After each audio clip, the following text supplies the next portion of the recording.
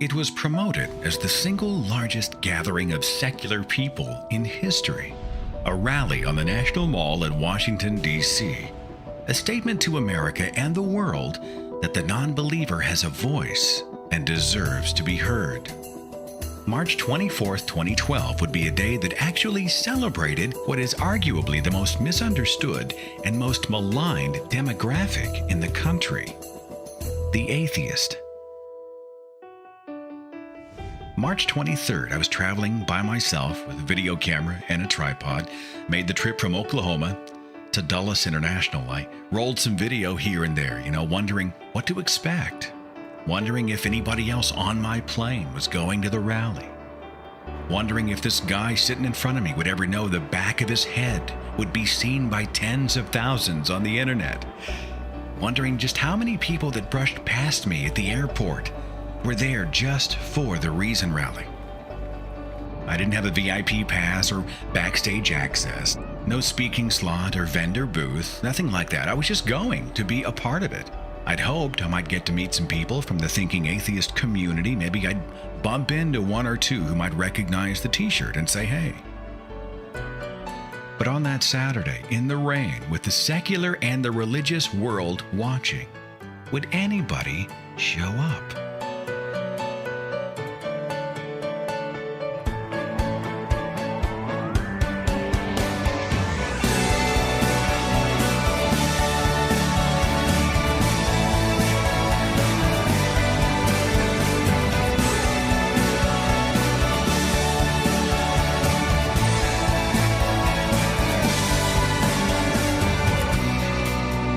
I can tell you there's no feeling like it, standing shoulder to shoulder with people who get it, who aren't standing in judgment of you because you have a mind of your own, who join you in the rejection of the irrational, the false, the destructive, and the just plain crazy, and who cheer scientists and rationalists and educators the way others cheer for musicians and movie stars. It was amazing.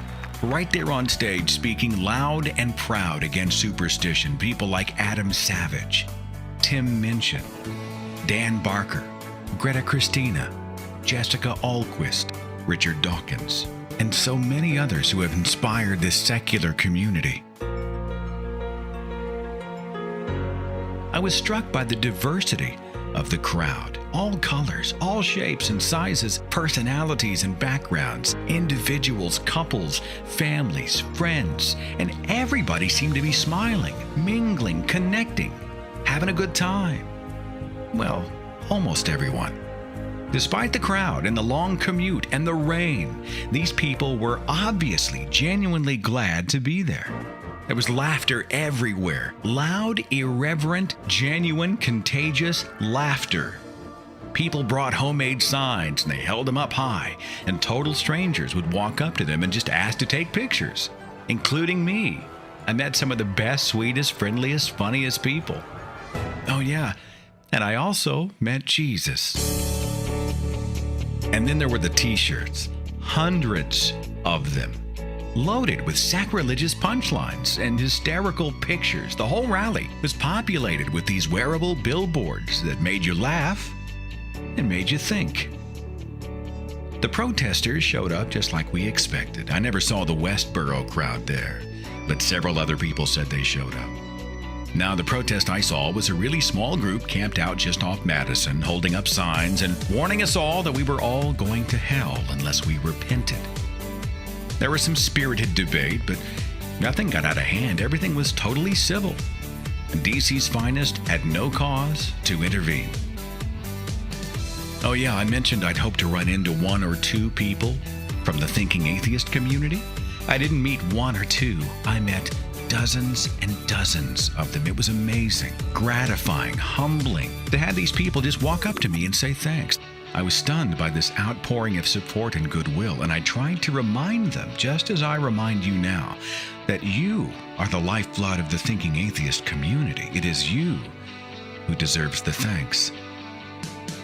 By 5:30, after 9 straight hours, my feet were tired, my voice was gone, my camera gear was wet from the blowing rain, and I retreated back to the hotel. I was exhausted, feeling like I had just participated in something really important. I spent the whole evening with this big stupid smile on my face, randomly bumping into people I recognized in the hotel lobby and shamelessly begging them for photos. Everywhere I went, I had this palpable awareness that I was among friends. And if you'll forgive the cliche, it felt like coming home.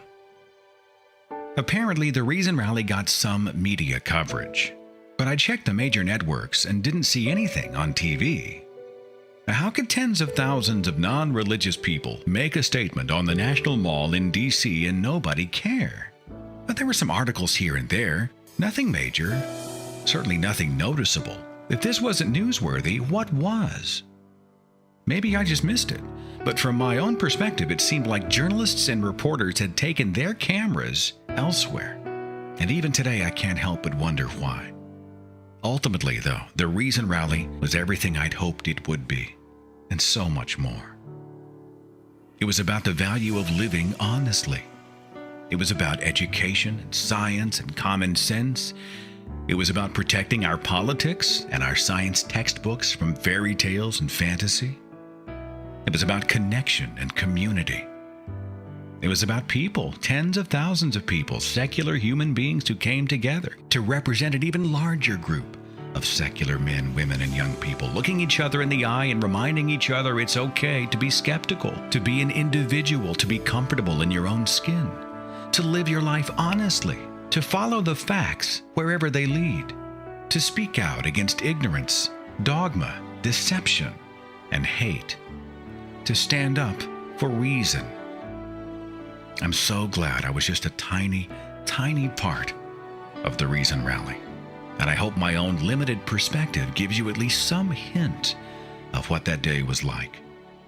Oh yeah, I just have to share this. Before I went back home, I was given the privilege of a rather memorable handshake, an amazing finish to an amazing event. Now, I'm sure Richard Dawkins would never remember that brief encounter in the hotel lobby, but as his books and lectures have been so instrumental in my own journey, I can assure you, that is a moment I will never forget. Just imagine, as humankind evolves, if we could all find the clarity and the courage to see our world through the eyes of reason. Imagine how high we might go.